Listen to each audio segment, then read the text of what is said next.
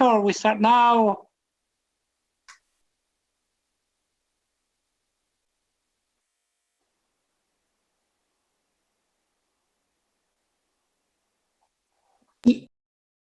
You're live. Okay.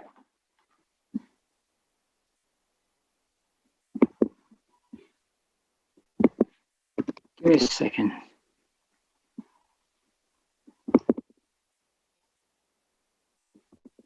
Dr. Huaba, you are live. Give me a second, please.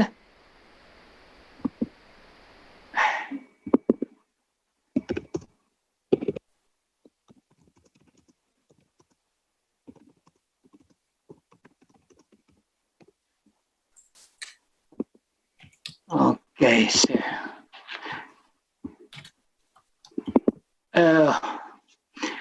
so Algeria is trying to implement a political and economic reforms that are brought up by the new president in order to deal with challenges that are facing the country.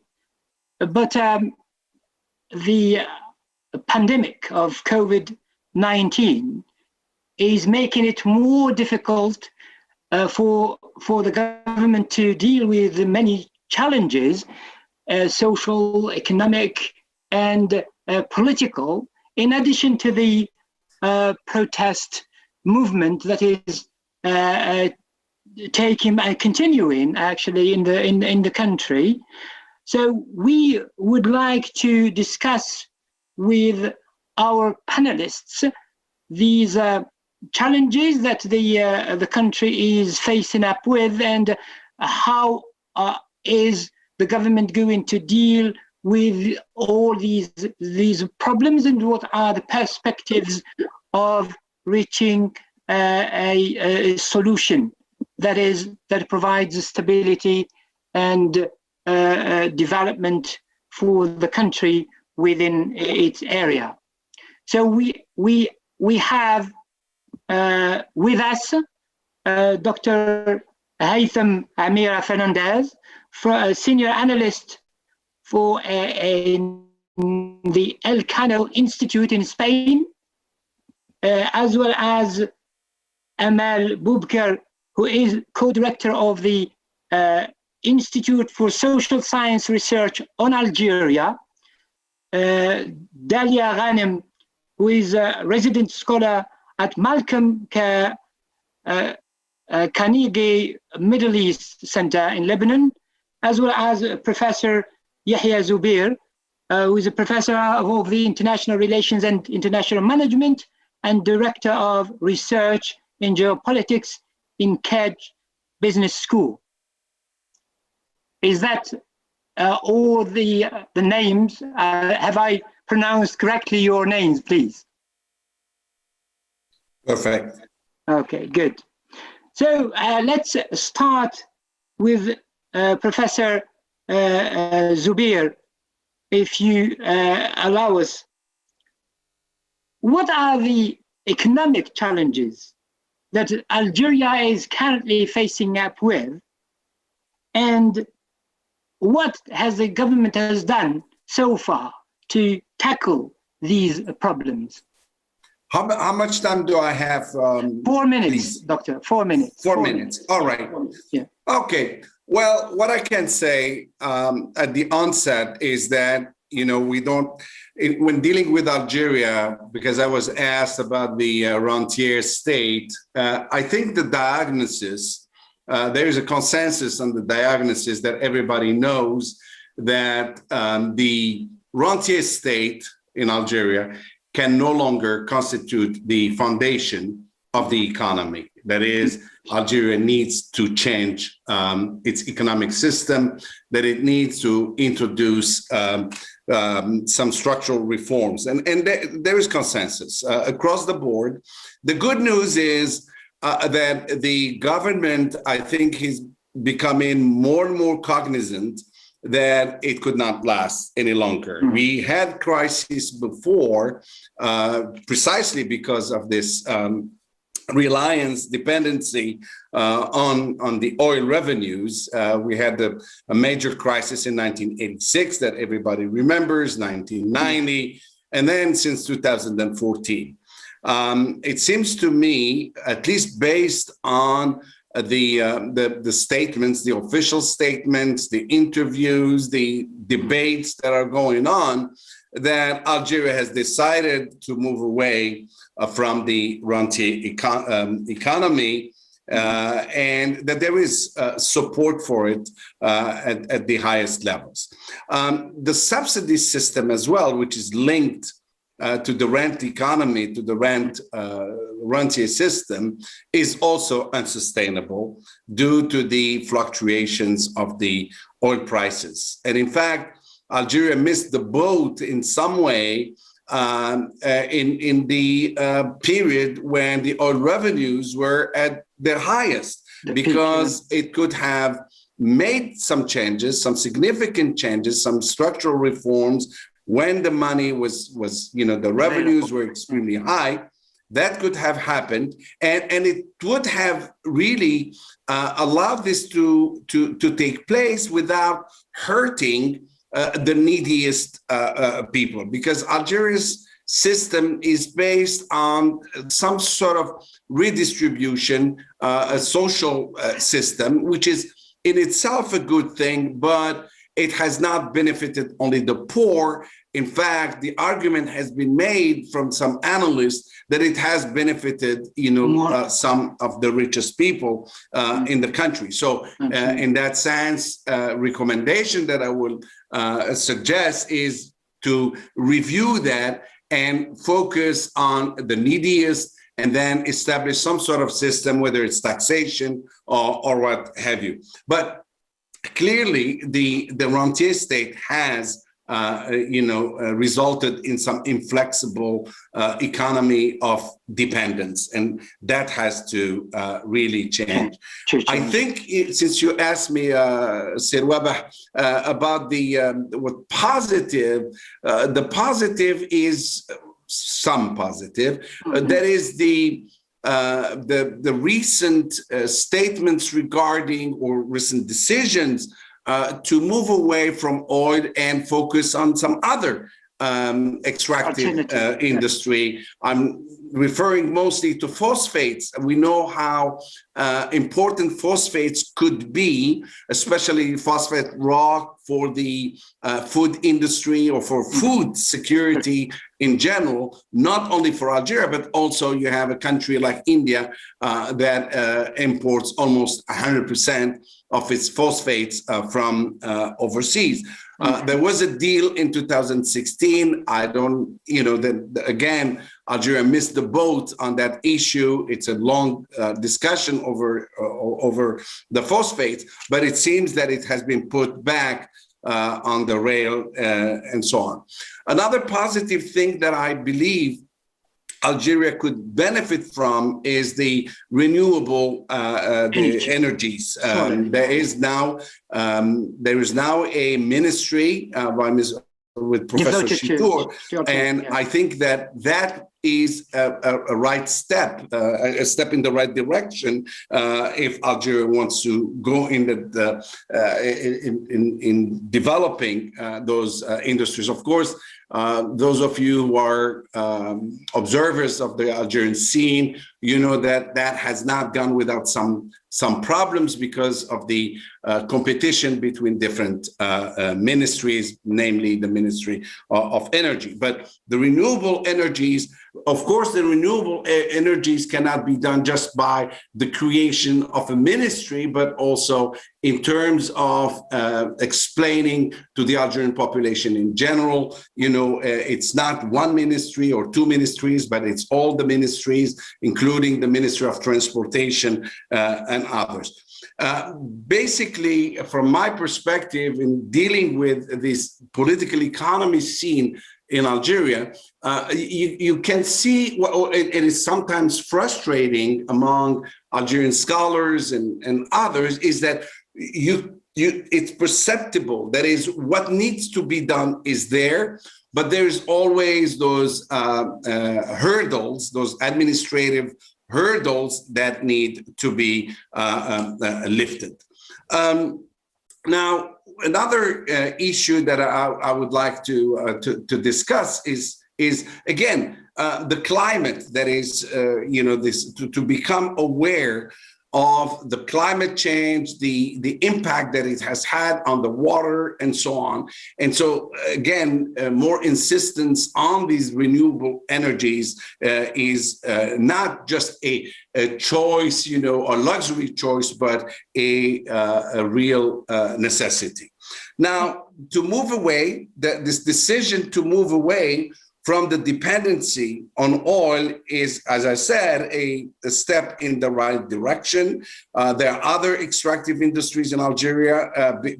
Besides phosphates, you have iron ore, and I think that there is something being done to revive or to revitalize those sectors.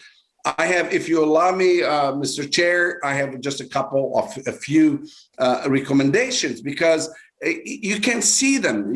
And what is interesting is that both, whether it's the government or the opposition or civil society, are aware of the necessity to change certain things. And one of which is, of course, this is my big baby, that is, good governance is on the top of the agenda. This is the real thing: good governance, transparency, and accountability to move the country forward. The elimination of, or at least the fight against corruption has been one of the most positive things, regardless of what motivations are behind it. But I think it's one of the best things that has happened to Algeria in a long time. Also, the reform of the economy in terms of bringing in, the youth, the startups that have been created, or this move from the ANSEJ to the new one, and even the change in name. The change in names, I think, is a positive thing in terms of focusing specifically on entrepreneurship, rather than looking at the government as just the provider, but looking at different forces capable of bringing, or getting involved in productive sectors. In other words, that's, I think these are essential. You can see little moves here, but then it doesn't, it's not implemented, and because of the obstacles coming from just with the Algerians, the youth and so on, but also for the whole economic system to become more attractive to the outside world. What has happened, though, is there were some declarations on such moves, but the pandemic has exacerbated, the old issues that are latent and that need to be addressed. So one of my recommendations, of course, is to create this environment, this economic environment that would be appealing to both domestic forces, and there are plenty. Algerians do have an entrepreneurial spirit, and you have some creativity. I wrote some time ago about how during the pandemic, and many people did not pay attention, there were young people in universities who produced respirators and so on that contributed to helping the sick and so on. So that is one of the positive things. The digital economy. The digital economy is a must for Algeria. We know the catastrophe under the previous regime, that they had the means to put in place a digital economy to promote connectivity and so on and so forth. Unfortunately, it hasn't been the case. Also, the subsidies. This is some big issue. I do understand that the legitimacy of the regime rests on this redistributive capacity, but at the same time, it needs to be done. We cannot insist enough. Agriculture is another sector that Algeria could do well in developing. It has done some, but the imports are so, humongous. And Algeria has the means to reduce those imports and help the economy. I think there is another recommendation that I have always advocated, that is the diversification of partners around the world. Yes, China is present now, but there are other actors, other emerging markets. Algeria should reduce its dependency on the European Union, for instance, and the association agreements have not been necessarily favorable to the country. So I think Algeria has the means. The energy subsidies, as I said, have to be revised, give more authority to this department, for this ministry, for the transition to renewable energies. And I think that Algerians are going to feel it, because it's been 3 years now, I believe, that Algeria has suffered from a drought. Now we're back to shortages of water and so on. So raising the consciousness of civil society organizations and the public at large is a must.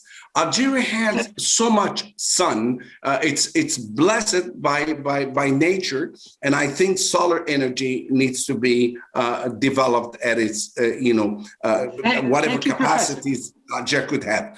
Thank you, Professor. Let's move. Thank you. Now. Sorry. No problem. Thank you. Let's move now to Amel Boubkar, and let's talk about the popular protest that is taking place in Algeria. It has been for a while now. It started in 2019, and it stopped during the restrictions of the pandemic. But now it has resumed with the easing of restrictions. Could you tell us about this protest movement?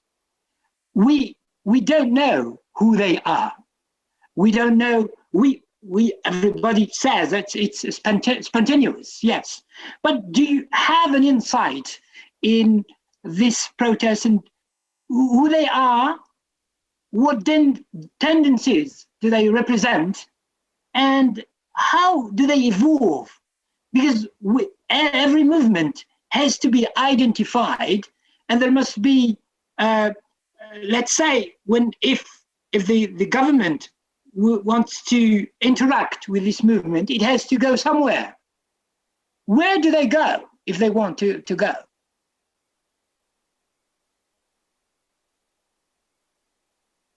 We are not here now. We're not. Can you? Yes, please. Yes, excuse me for this. No, I was saying thank you for your invitation. It's always a pleasure to be with great colleagues and friends. I believe that the government know who they are. They are pretty much the same people who were there at the very first, during the first demonstrations of the Hirak in February 2019.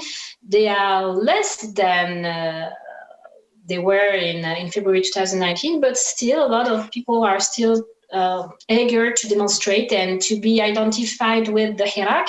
What a new element since the demonstrations have resumed in February 2021, celebrating the 2 years anniversary of the Hirak. I would say, unfortunately, is really the criminalization of the movement and of the demonstrators. We have witnessed a systematic elimination of people who have been active within the Hirak. So students, journalists, lawyers, civil society activists, human rights defenders, unemployed young people from deprived neighborhoods, and so on.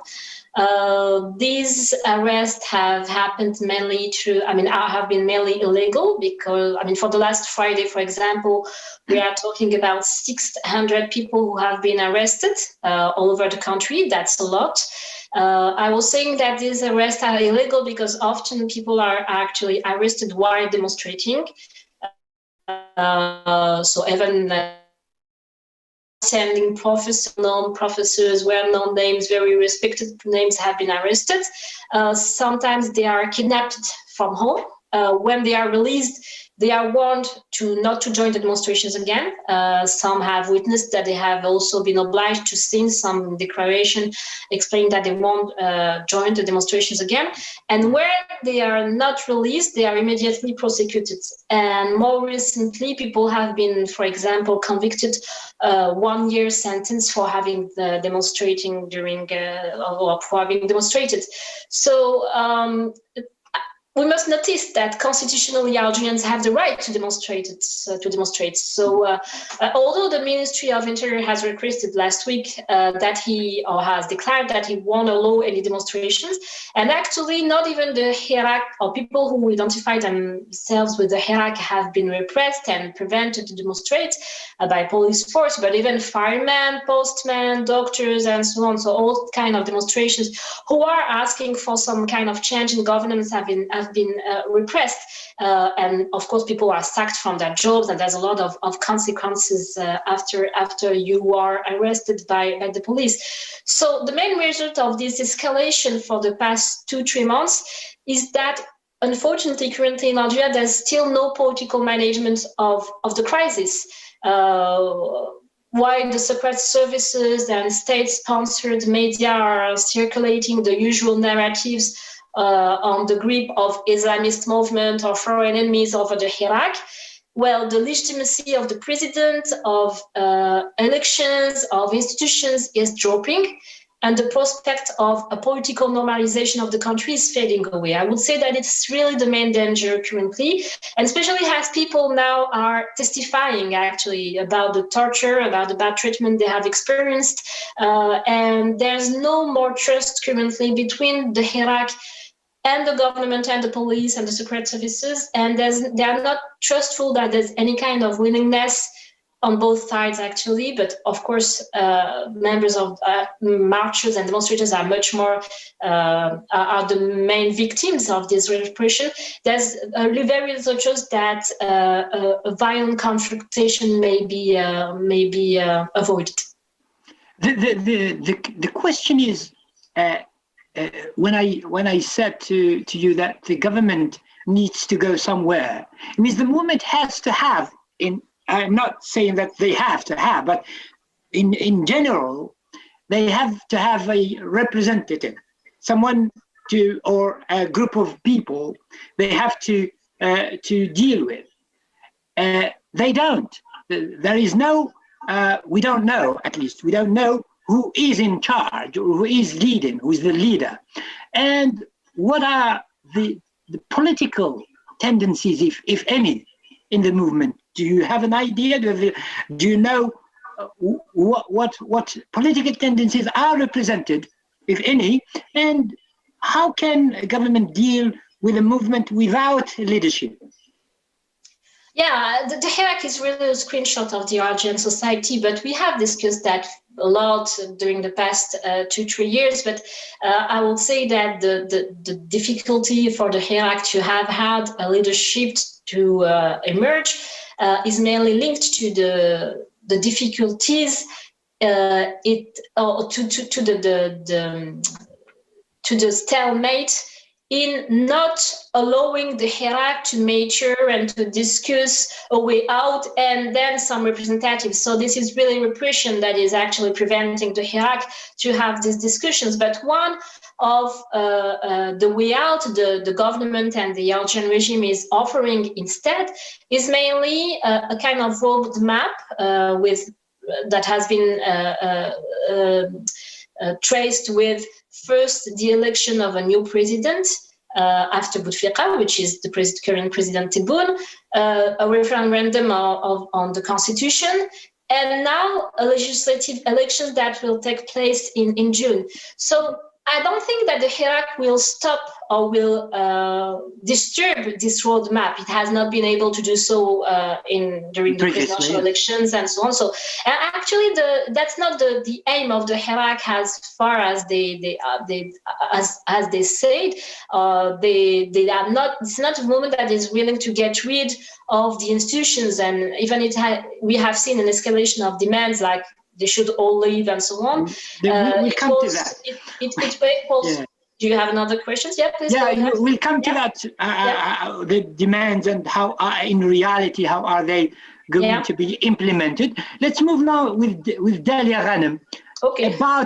About the reforms and constitutional reforms and that the government has brought, because the new president came to power actually on the premise of a new Algeria. This is the slogan under which he has been elected, and several reforms have been offered, and including the reform or the amendment of the constitution. Dalia Ghanem, how do you see these reforms brought by the new president, promising a new Algeria, and mainly the constitutional amendment, bearing in mind that almost every Algerian president had its constitution. Exactly. I think, the constitutional amendments proposed by President Tebboune and by the government were a non-event. First because of the low participation level, but it was a non-event because, as you said it, every president who came in Algeria wanted to leave his own trace and wanted his own constitution. And what is, first of all, let us speak about them. There was 73 amendments, covered a wide range of issues, including the separation of powers, fundamental rights, public freedom, the establishment of an independent national electoral authority, the independence of the judiciary, the fight against corruption, and all the abolition of the Constitutional Council and its replacement by a constitutional court. But again, there were two principal reasons for why the referendum was a failure. First of all, we need to keep in mind that back then, the constitutional amendments had been adopted almost 2 months earlier to the referendum. So basically, the government and the upper and lower house of parliament voted for them before even asking the people to do so. And this was the second time that the regime had asked citizens to voice their opinion, the first time being in the election, in the presidential election. That was a disaster. So it was a non-event because I want to say it in one sentence, maybe. The new Algeria is much more like the old Algeria. Nothing really changed. And to start with, there was no problem with the old constitution. On paper, it looked perfect. What is not perfect, it's application on the ground. And yet again, how do you want to talk about human rights in the new constitution while you are exactly at the same time putting people, activists, students, lawyers, academics in jail? So what is it that you are trying to send? What is the message that you want trying to send? Plus, there was, temptation of what we call in French, the tentative de récupération politique, For instance, the preamble of the constitution mentions the blessed Hirak. And so this is clearly, a tentative of the government to put an end to errors, to put an end to the errors of the past, with starting with this new Algeria, and by taking the Hirak, by integrating the Hirak in its own discourse. But again, I think this effort of the government, of the regime to regain popular legitimacy did not persuade the population. And in fact, I think that it aggravated an already profound legitimacy crisis. I mean, the situation was already bad before the constitution, and the constitution aggravated the case. Why? First, because many Algerians disputed the election of Abdelmajid Tebboune as a president, which took place amid a mass boycott, and clashes with the security forces, especially in the Kabylia region, The abstention rate was officially 58% and ruined basically the authorities' first effort to portray themselves as purveyors of democracy. So this is the first reason why it was a catastrophe.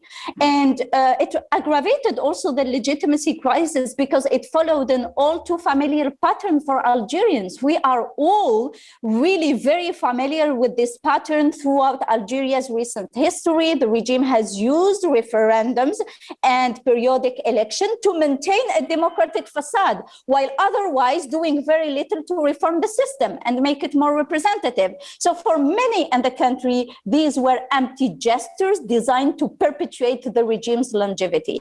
And so, you know, similarly, when it comes to human rights, as I said, the new constitution favors freedom of speech and all those beautiful words. And this is particularly striking because the regime at present has intensified its repression. And we've been witnessing, you know, a pattern of escalation and repression. So again, these empty promises are not going to work. And third, and I will be short, the referendum aggravated the regime's legitimacy crisis because it sidestepped the systematic political changes for which Algerians have called, such as more transparency in decision-making and governance. For instance, let us remember here that the authorities hide the fact that President Tebboune was sick. And there was, you know, an entire cacophony around his departure to Germany, whether he was sick or no. And so this, in the mind of millions of Algerians,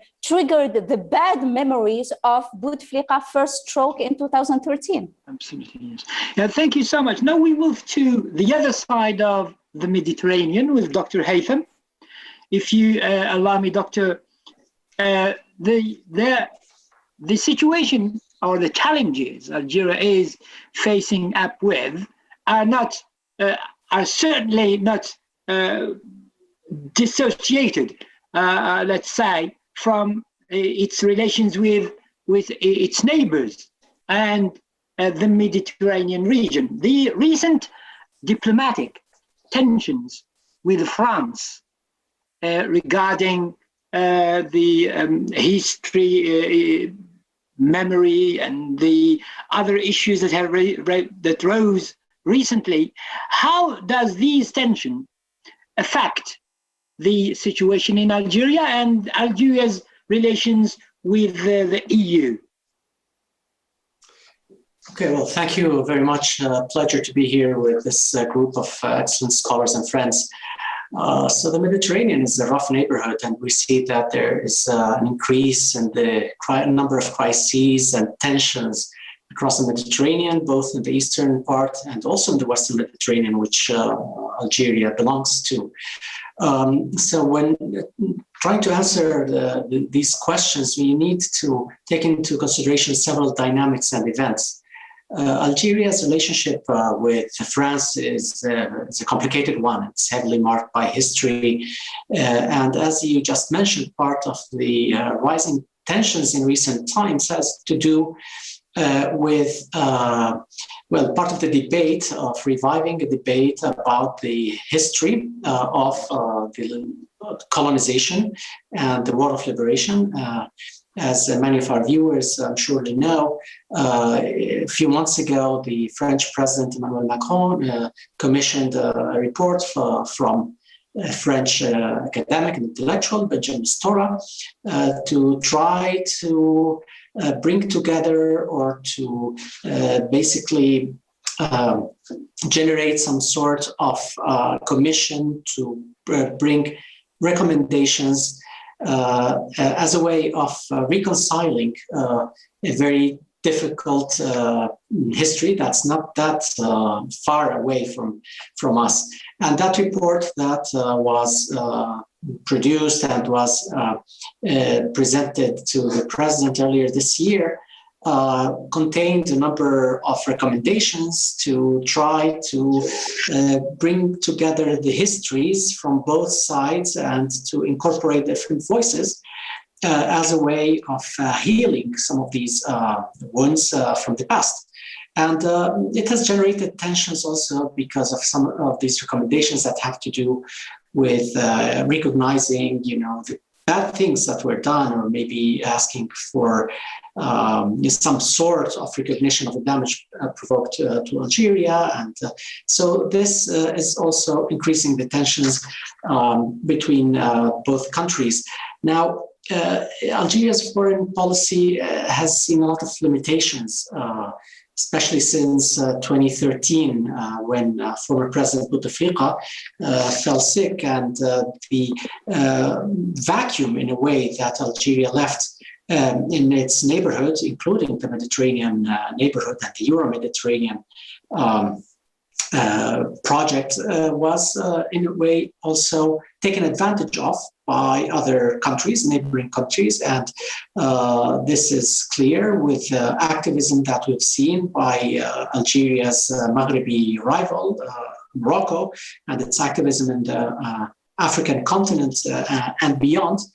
And these regional rivalries have also to do, and this is important to Europe, with a region that is full of conflicts, crises, threats. That is the Sahel, where Algeria has a lot of things to say. And if you look at Mali, if you look at other neighboring countries in the Sahel, in Niger, etc. So this is one thing that links Algeria to Europe, although there are different approaches. Even within Europe, there are different approaches. But something to keep in mind is that Europe is Algeria's main trade partner. Almost half of Algeria's international economic relations are with EU member states, be it selling hydrocarbons or chemicals, etc., or importing from Europe. We are talking about the surrounding of 13 billion euros a year, more or less. There is a slight deficit. And also political relations, diplomatic relations, and in Europe, in different European capitals, the main countries interested in the situation, Algeria, France, Spain, Italy, etc.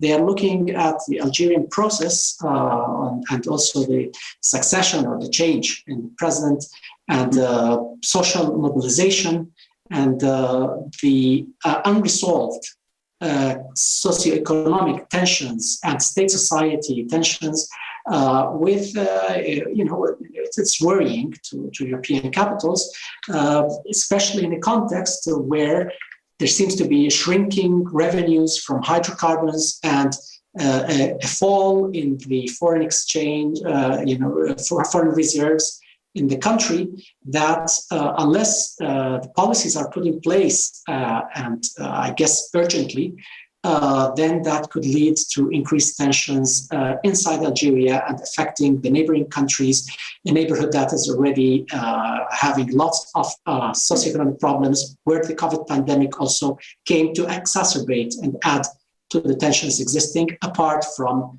crises or conflicts with a neighboring country like Libya, and the lack of a real solution of reconstruction of the country. So it's a complicated neighborhood, the Mediterranean, the Western Mediterranean as well, and Algeria is a very important player and actor in that neighborhood. We don't forget Western Sahara issues, which is a main also problem in the region. Absolutely. It is one of the, when I mentioned the rivalry with Morocco, the neighbor, the Western Sahara is a cause and also a symptom of that rivalry. So yes, there's a lot after President Donald Trump's recognition of Moroccan sovereignty over Western Sahara, and all the the tensions that have increased and the break of the ceasefire that was there. I mean, it's been for a long time. So tensions are on the rise in the Maghreb region. Okay. Let's catch up now with Dr. Zubair, and where he actually finished his first statement, talking about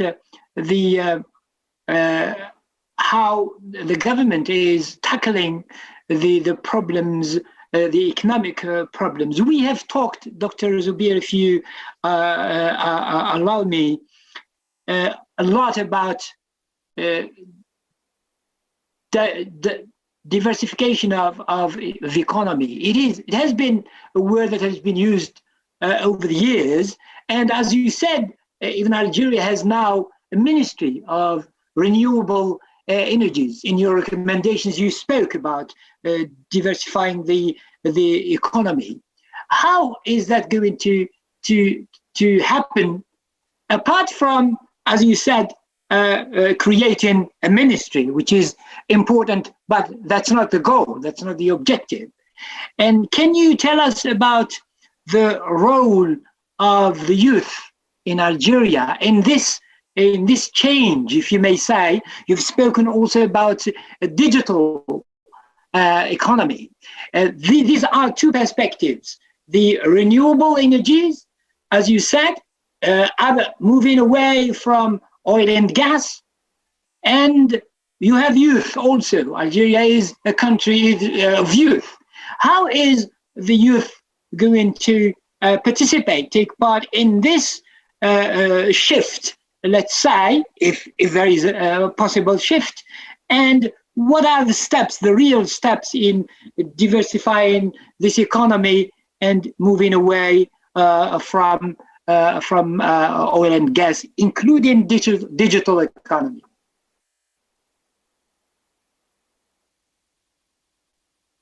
We are not hearing Dr. Haytham. Yes, please. Go ahead, Doctor. Yes, please, Professor. Thank you for your questions. They're very, very pertinent. We often talk about the oil curse or, resource curse. Absolutely. I don't think it's so much moving away as limiting oneself to using the resource as a positive thing, but not to become dependent on it. Dependent on it, yeah. Okay, so which means that whatever Algeria had built as reserve before it was dilapidated and wasted in many cases, that's something that can be done. In other words, one needs to plan far ahead. In the past, they said, "Oh, we want to diversify." Like you said it yourself, Mr. Weber. It's known, but now it's a matter of implementing it. Use the resources of the oil. You're not going to do away with oil and gas, but you have other resources that you can use. And I mentioned agriculture. As to the renewable energies, it's not one ministry. It is societal. It is the whole society. It is all the institutions that need to be involved in that. In other words, Algeria needs to wake up to the reality of these renewables, whether in sparing water, being conscious of droughts and so on, but that has to be, it needs vision, it needs leadership to do it and to do it right. Institutionalization is key here, and the fight against the obstacles that are preventing the execution, because sometimes you have great ideas, but then they don't get executed because of the various hurdles or rivalries between institutions or within the very same institution. Now, agriculture has been probably one of the weaknesses in the system. It changed a bit. There is recognition that agriculture is important because you cannot sustain those food imports, and they are a real danger to your food security. It's a national security issue. So, and you can involve the youth. Some experiments with the enseigne, not big, but you can put it in place to encourage, agriculture to develop. But again, you need short-term solutions, but you cannot live with short-term solutions, because the problem in the past is that each time the price of oil went up again, we forget about the long term. And it is precisely what happened with the old regime, which was the fiasco of the old regime, when you had billions and billions of dollars, but it was just to redistribute, to gain social peace and so on, when in fact you could have reformed the economy deeply while sustaining, the social system and focusing on the needy, and also, encouraging the youth to partake in the development of the society, and creating this link between universities, for instance, and industry. In other words, a real economy, not the oligarchs that we have witnessed in the past. That is not sustainable, and we know it. And now we have to recreate this trust between the rulers and the population. And of course, as I said, I'm a firm believer in good governance. Good governance is the way out of the crisis in Algeria. If there is enough vision, enough authority to push towards this accountability and so on, I think Algeria would be, in a short period of time, a real power in the region. What you wanted to say is the potential is there. Yes. The capacity is there. Just what needed to be done is just good governance. There is all the ingredients of a successful country within the means and within the conditions. And all what we need is good governance. Exactly. The frustration that I mentioned earlier is that in Algeria, you can see the solution. They are in our, in the Algerians' hands, but it needs that push. I'm in a business school. I believe in vision and leadership. That's how you move forward. And Algeria could do it. I am a firm believer in, Algeria making it to be a great nation in the Mediterranean. Thank you, Professor. Now we move to Amal Bouker again, if you allow me. The legislative elections are scheduled for June 12th, and they are going to take place. The government has reiterated again that these elections will take place, and the popular protest is not, doesn't seem to hear the government talking about elections. They called for the boycott, such as for these elections, and other or mainstream political parties have also called for a boycott. What is going to happen? Are these elections going to take place, and in what way, what shape? We had already elections, and we had already calls for boycott. Regarding now the popular protest, which has come back now, and is there a possibility that these elections will take place with a minimum of legitimacy, or is this movement going to stop these elections? Yes, no, they are going to happen, I believe so, as the presidential elections did, and the elections and the referendum on the constitution. But I would say that's really not the main issue to focus on currently, to understand Algeria's crisis and Algeria's possible way out of the crisis. As I said earlier, the Hirak has never been an anarchist movement that wants to get rid of the institutions and so on. I believe that what the Hirak could have been, if the repression didn't occur to that scale, it could have been a framework to discuss how change could take place. And the discussion still goes on, but even 3 months ago, 3-4 months ago, people within the Hirak were wondering, will these elections be an opportunity to join in and to change the system from within? But the huge repression that took place provided a negative answer. Now, I think if the repression continues and the elections we have already seen older parties that have been active under during the Bouteflika reign, under the Bouteflika's reign, already put their sons on independent lists and so on. So nothing is really, we don't have to wait that much from elections, has the possibility to make a new leadership emerge or to have a governance that will be more transparent. But the real question now is, what will be the key and sequence of the end of the protest or the closure of the Hirak as a space for dialogue, negotiations, and envisioning change, as Yahya was mentioning it? I think that first, there will be no more solid or credible partners for the regime to discuss with. This is also the destructions of a whole generation that could have been the elite of the democratic elite of tomorrow, because basically a lot of them are currently in jail or have left the country. There have been a huge brain drain for the past year in Algeria.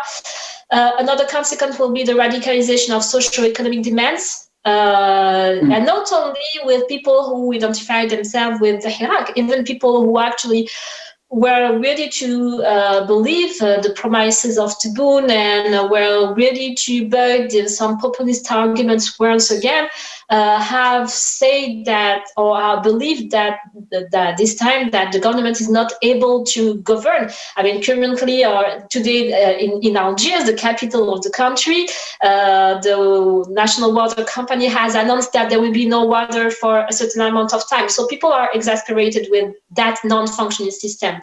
A last consequences, I believe, of the closure of the Hirak because of the repression will be, I mean, how we have to ask ourselves about the sustainability of repression and security union approach in front of any proposition, any willingness to participate. Will we see a more radical approach of people from the Hirak, like a call for national strike, civil disobedience, and so on? I mean, there are a lot of questions. I would say that maybe as a conclusion, there are two ways that we should, or two issues we should very much focus on if the Hirak is erased and repressed, is and if an internal solution can be found between the Hirak and the Algerian representatives or the Algerian regime currently. Well, first, even if the Hirak has been quite cautious to make the Algerian crisis an internal affair, they have started in front of the no responding of the regime to call to international organizations. So some torture cases have been brought to the United Nations and so on, and that's really tricky, especially in Algeria. The second issue we should focus on, and because of course European countries also we have to react, and that could international the country, and we don't know what directions it can take. The second issue we will have to focus on is if Algerians are more and more, how can I put that, locked in, and so will the Algerian economy and politics, well, we are going to find ourselves with Algeria as a country that will be non-functioning, a country which progresses have been delayed very much so by the civil war in the 90s, by the 20 years of corruption and bad governance of Bouteflika. And we should ask ourselves about the cost of a non-functioning country, as crucial and central country as Algeria, that is really per se in the middle of the Mediterranean. So I believe we should urgently think about these two issues to understand Algeria's future and Algeria's future in the region as well. Is there a concern of radicalization of the protest movement if the elections go on, and they are likely to go on? Well, as I said, if the fact that we are going to have elections and sons of old leaders, Islamist parties leaders, the Front de Libération Nationale, le RND, I mean, all these administration parties that were already in place under Bouteflika's era are actually promoting a new generation of their own. But will these elections be able to bring a political management of the crisis. That means that we have to acknowledge that institutions are non-functioning, that we have a huge problem of corruption, that repression is not functioning as well, because repression is nothing new, or it has intensified these past months, but people are obviously not convinced to stop identify with the hierarchy, or to stop asking for political changes because of repression. So again, I think we should, in order to avoid this radicalization and radicalization that won't be framed politically. I mean, we in the by the end of the 2000s and the early 2010s, we had a lot of riots, daily riots in Algeria. And again, nothing has changed, nor for the government, neither for the demonstrators. So we don't have the luxury to stay in this status quo, specifically for the economic and even COVID consequences that my colleagues have mentioned earlier. Thank you. Let's move now with Dalia Ghanem about the elections now, if you allow me, Dalia. Sure. The elections will take place. We've agreed on that. Yeah. Political parties have called for boycott. The protesters have also called for a boycott. Mainstream parties, as known, some of them are going to take part in these elections, including independent candidates, of course. How is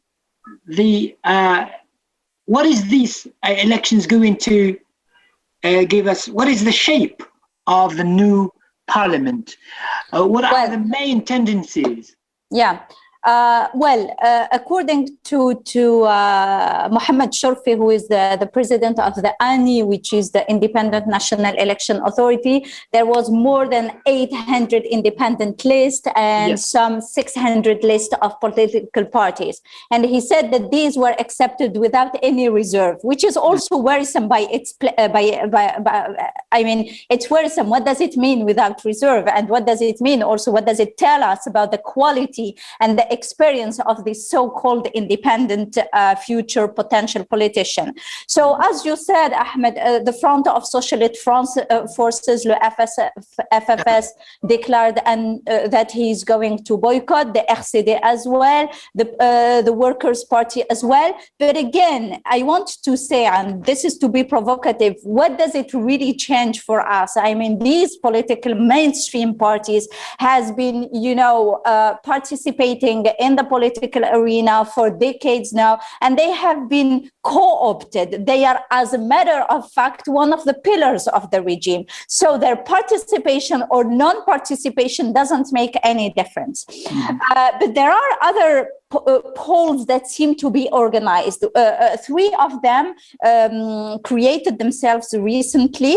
Nida al-Watan, which is the call of the fatherland, al-Masar al-Jadid, which means the new path, and al-Hisn al-Mateen, which I don't really know how to translate, but it would be something like the impenetrable fortress.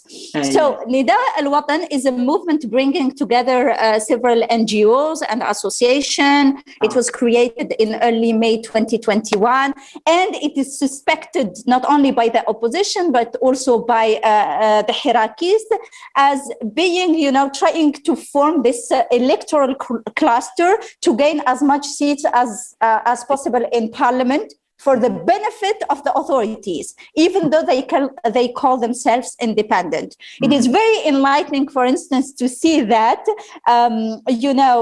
for the ceremony of creation of Nida al-Watan, it took place under the chairmanship of the advisor of the President of the Republic in charge of the associative movement.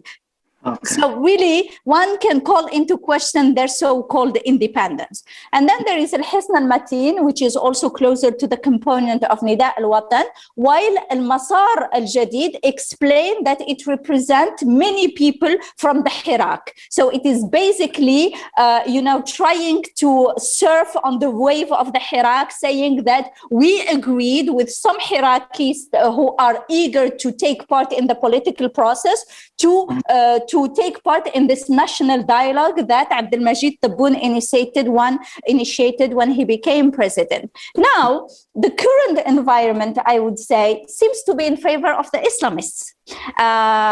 The Movement for Society of Peace, the MSP, Al-Bina, Al-Islah, and Nahda, they all are participating in this election. And they might achieve what they never achieved actually, or what they've been dreaming to achieve, especially since the Arab Spring, in 2011, when they went into this coalition, La AAV, the Green Coalition, and they tried, to secure as much seats as they could, but they failed. But this time, it seems that the political powers are shifting and the regime is eager, I would say, to give a predominance to the Islamists in order to play the Islamist card again. And this would, if they dominate the legislative, the election, that would mean that they are going to dominate the legislative and executive powers. Because if they manage to form a majority coalition in the assembly, the new constitution will give them full power to appoint a head of the government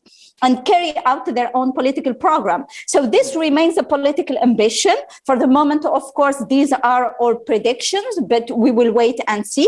And I will finish on that. The question is whether the push by civil society list can stand in the way of this, or whether we will end up with a scattered parliament, a patchwork parliament. I think this is what we are going to see. And finally, for the Hirak, the Hirak has great ambitions, but unfortunately, the Hirak is crossed by different contradictory ideological debates, as we've seen recently with the debates around the place of Rashad.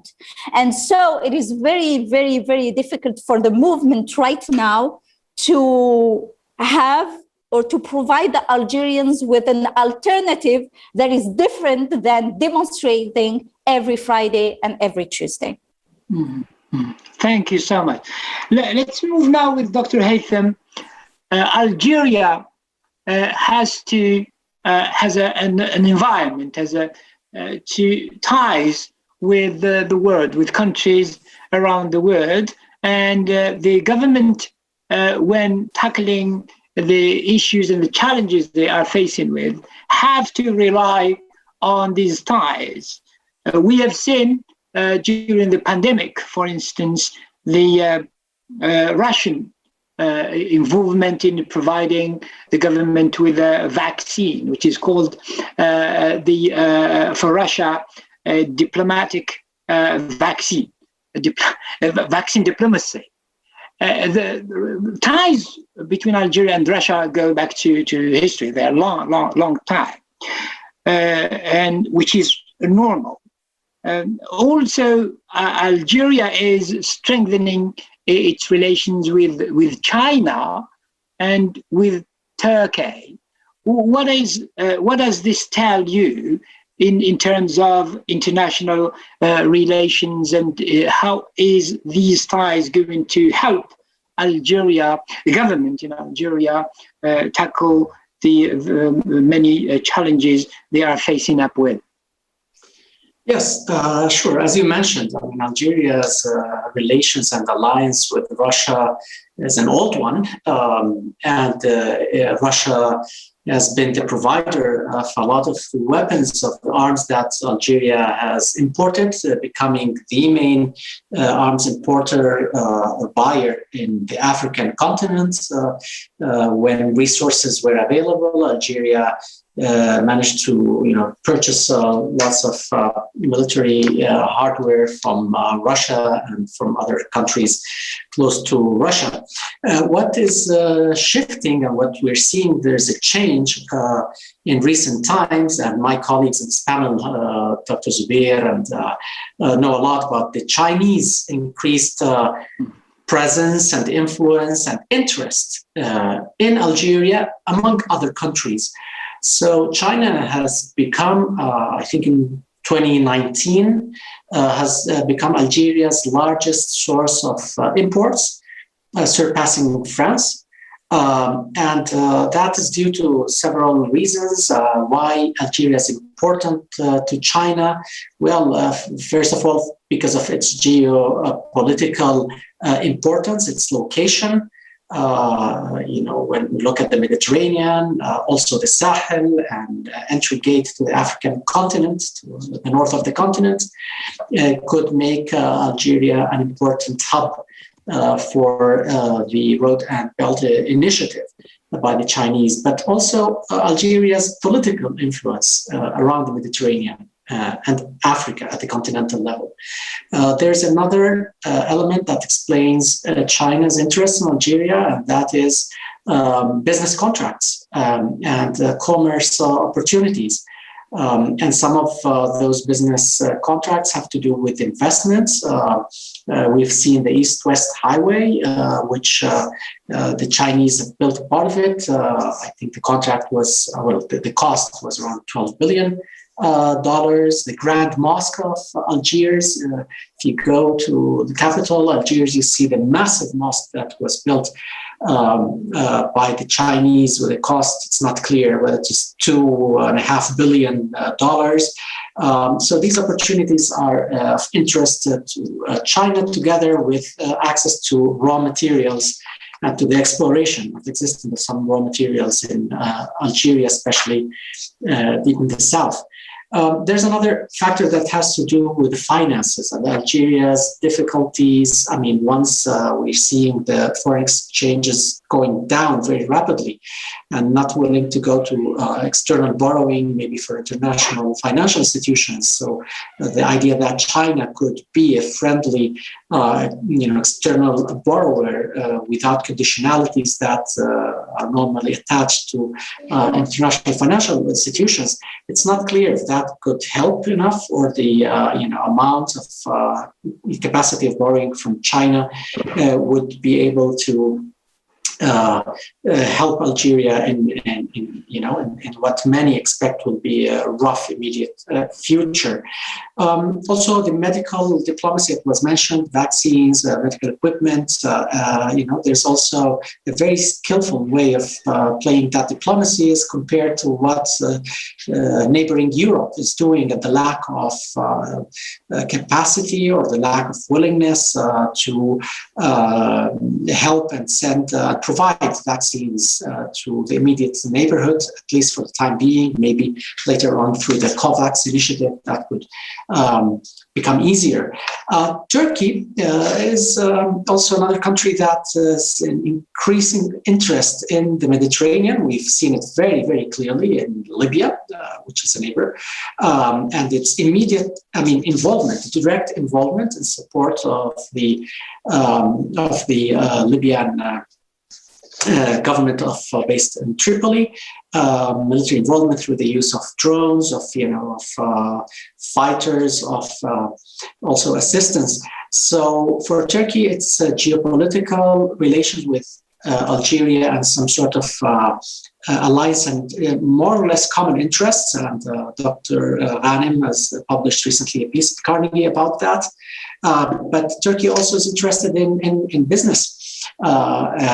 In Algeria, in Africa, also to expand its projection and presence in the Mediterranean. This is something that for France is not a good news, but it's part of also the Turkish foreign policy and expanding its influence in other regions.